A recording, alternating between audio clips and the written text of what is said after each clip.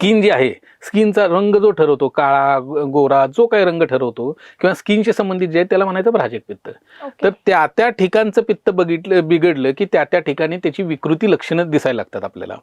आता कोठ्यात पित्त बिघडतं कुठं? कुठं छातीत पित्त असतं का? नाही. पित्त असतं कुठं? आमाशयाच्या खालचा भाग जो आहे डिओडेनम, ज्याला आम्ही ग्रहणी म्हणतो, तिथं ते पित्ताचं मूळ ठिकाण आहे.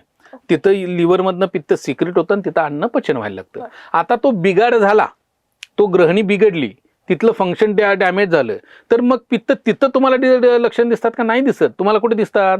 एक तर घशात छातीत जळजळ मळमळ होते किंवा संडाच्या जागी जळजळ मळमळ होते. मी काय म्हणतो लक्षात आलं? बिघडले पित्त कुठं? कोठ्यात, ग्रहणीच्या ठिकाणी. पण सिमटम एकतर वर दिसेल, नंतर सिमटम एकतर खाली दिसेल.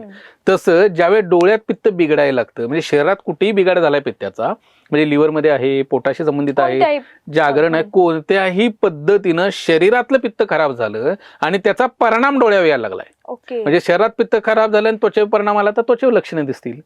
जसं मी तुम्हाला वेगळ्या पित्ताचे प्रकार सांगून ठेवले तसं ज्या वेळेला शरीरातलं पित्त बिघडते आणि त्याच्या डोळ्यावरच्या पित्तावरचा परिणाम यायला लागला किंवा त्या पित्ताचा, शारीरिक पित्ताचा डोळ्यावरच्या पित्तावरती किंवा डोळ्यावरती परिणाम दिसायला लागला की मग सुरुवातीची सिमटम जी आहेत ते रांजणवाडीसारखे दिसतात.